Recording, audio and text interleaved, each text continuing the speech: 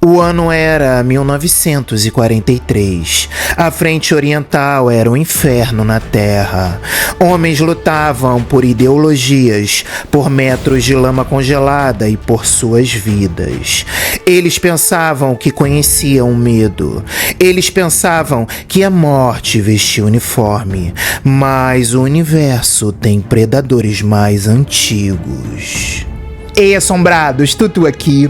Esse é o Miss Game Over e essa é a história de como a maior batalha da humanidade foi interrompida por um caçador de outro planeta.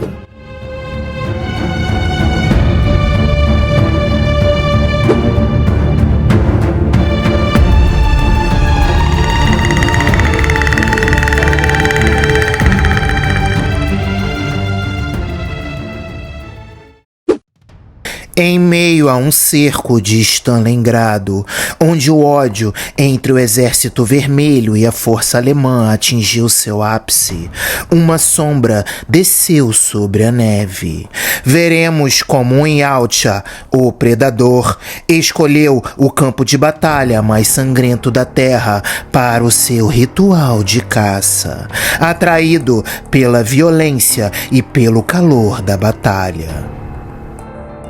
Esta é a história de como o terror silencioso se instalou nas trincheiras, forçando inimigos mortais a reconsiderar quem era o verdadeiro adversário.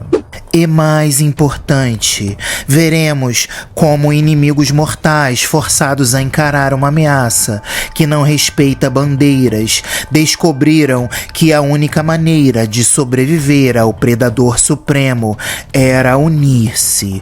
Esta é a história da trégua forçada, da aliança improvável e do preço que a humanidade pagou para expulsar o caçador da frente oriental. Um preço que se revelaria algo mais pessoal do que qualquer perda em combate.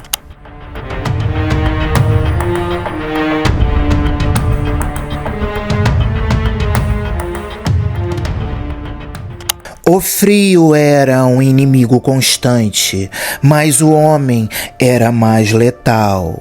Em janeiro de 1943, cada lado atribuía as perdas misteriosas à astúcia do inimigo. No setor norte de Stalingrado, onde a linha de frente era uma ferida aberta e congelada, o padrão de desaparecimentos começou a desafiar a lógica militar.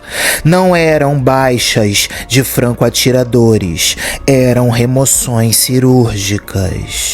Um esquadrão alemão desaparecia sem um tiro, deixando apenas um rastro de sangue que evaporava no ar gelado.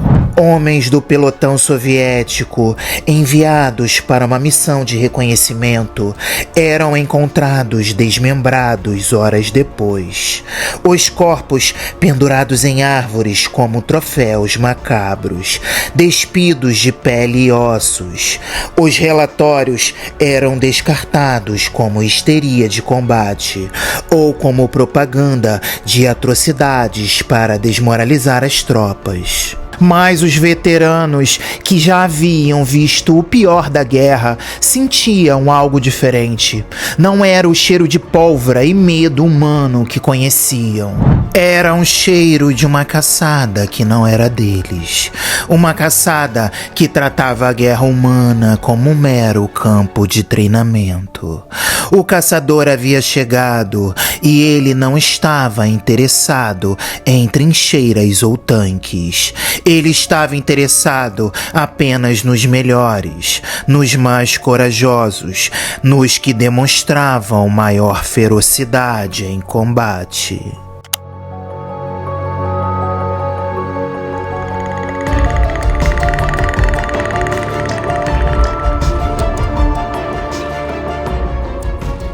O ponto de virada veio em uma noite de nevasca, no que restava de uma fábrica de tratores, um símbolo de resistência e destruição.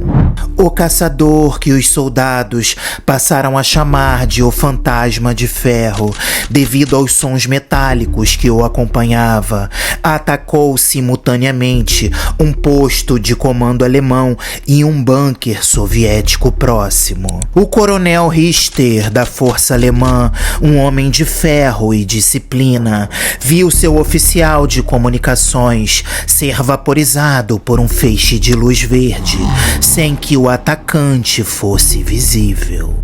No bunker vizinho, o comissário Volkov, um estrategista brutal e pragmático, testemunhou seus melhores homens serem abatidos por uma lâmina que parecia surgir do ar. Em um momento que desafiou toda a lógica da guerra, a sobrevivência falou mais alto que a ideologia. Um soldado raso, desesperado, conseguiu sintonizar um rádio, captando uma frequência alemã. A voz que respondeu não era de um inimigo, mas de um homem aterrorizado. O inimigo não é o homem ao seu lado. Ele está acima de nós. Ele é invisível. Ele é a morte. O ódio de anos foi substituído por um terror primordial. Richter e Volkov, através de seus subordinados, concordaram com um cessar-fogo imediato. E em uma reunião secreta eles se uniram, não por uma paz, mas por sobrevivência, reconhecendo que a única maneira de enfrentar o predador supremo era combinando a disciplina alemã e a resiliência soviética.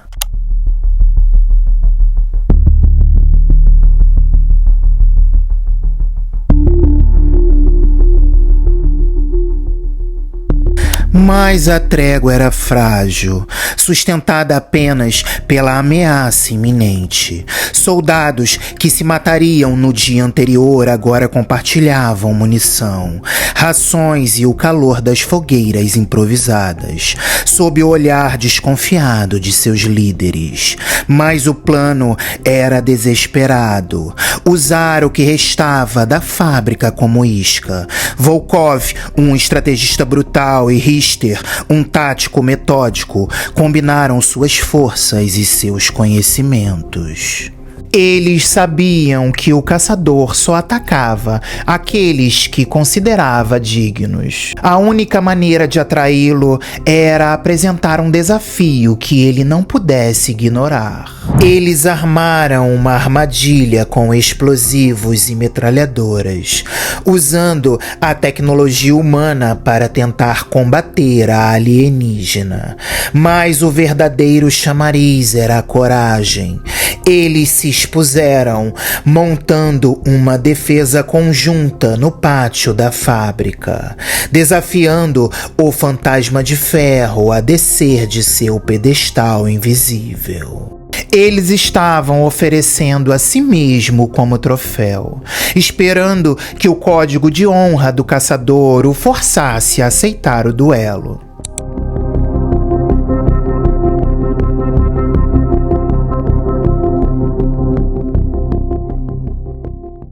Mesmo com sua visão térmica comprometida com as baixas temperaturas, o caçador aceitou o desafio.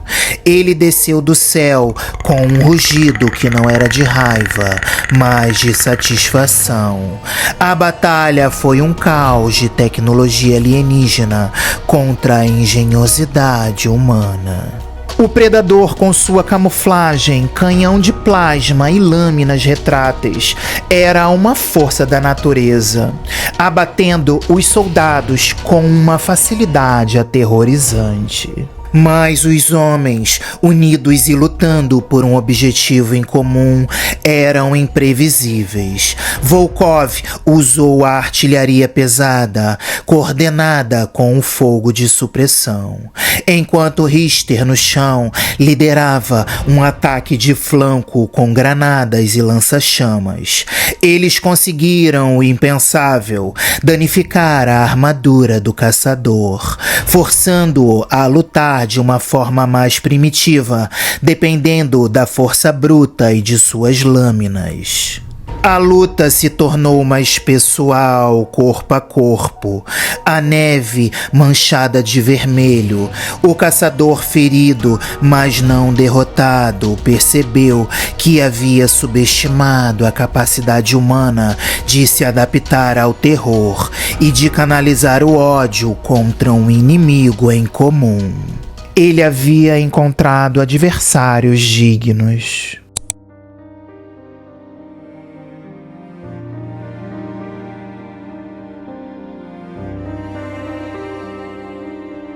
O caçador percebeu que a caçada havia se tornado uma luta pela sobrevivência e ativou seu dispositivo de autodestruição.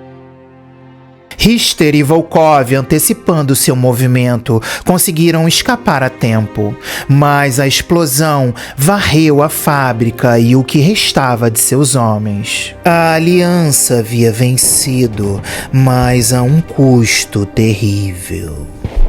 Volkov e Richter se separaram, voltando às trincheiras, o ódio reaceso pelas lembranças do sangue compartilhado. Eles nunca contaram a história completa, ninguém acreditaria. A guerra continuou e o horror alienígena foi rapidamente substituído pelo horror humano. Anos depois, Volkov, já um herói de guerra condecorado, recebeu um pacote anônimo.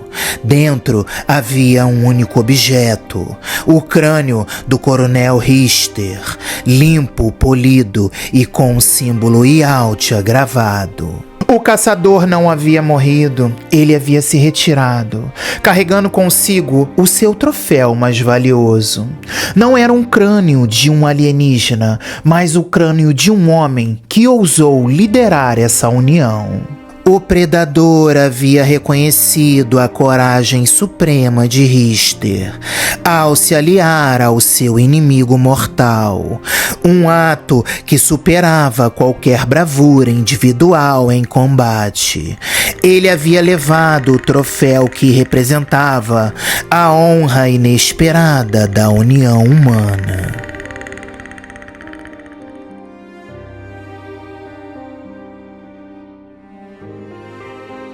Eles vieram de um mundo distante, atraídos pelo calor da batalha e pela força do espírito guerreiro.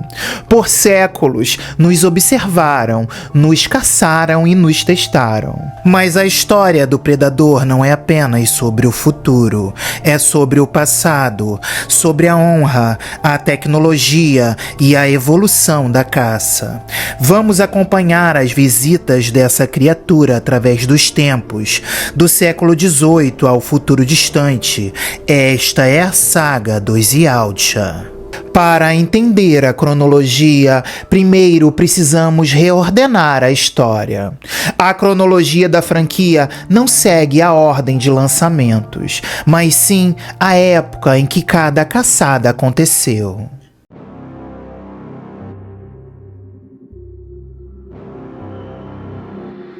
Em 1719, nas planícies da América do Norte, a trama nos apresenta um Yautja menos tecnológico, mais selvagem, mas já regido pelo seu código de honra. O filme nos mostra que os Yautja já visitavam a Terra por séculos.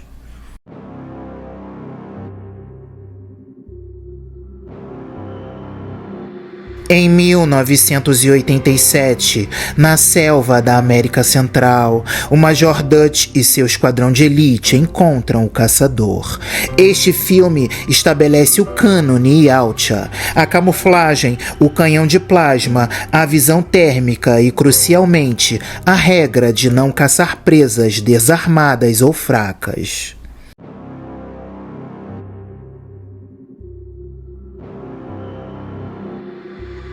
Em 1990, a caçada se move para a selva urbana de Los Angeles. A grande revelação e maior influência para a franquia é a sala de troféus na nave Yautja, que inclui um crânio de xenomorfo, estabelecendo o universo de Alien vs Predador.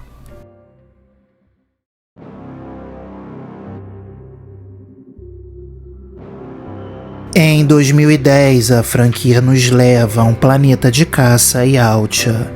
Este filme nos mostra a distinção entre diferentes espécies, a influência e a expansão do universo Yautja, mostrando que a caça é um ritual complexo com diferentes facções e regras.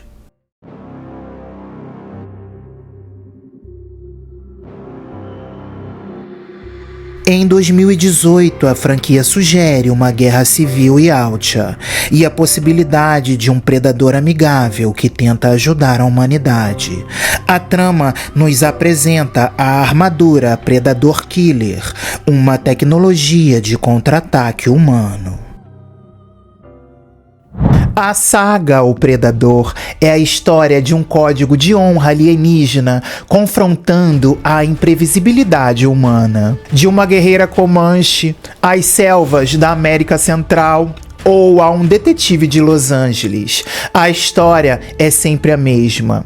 O predador sempre caça o mais forte, mas o homem mais forte é aquele que se recusa a ser apenas uma presa. A caçada continua e a cada novo filme, a lenda Yautja se torna mais rica, mais profunda e mais aterrorizante. O universo é vasto e o predador estará sempre à espreita, esperando pelo próximo adversário digno.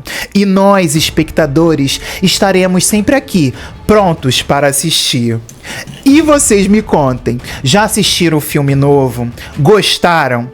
Deixa aqui nos comentários, curta esse vídeo, se inscreva e ative o sininho para saber quando tem vídeo novo. E bons pesadelos!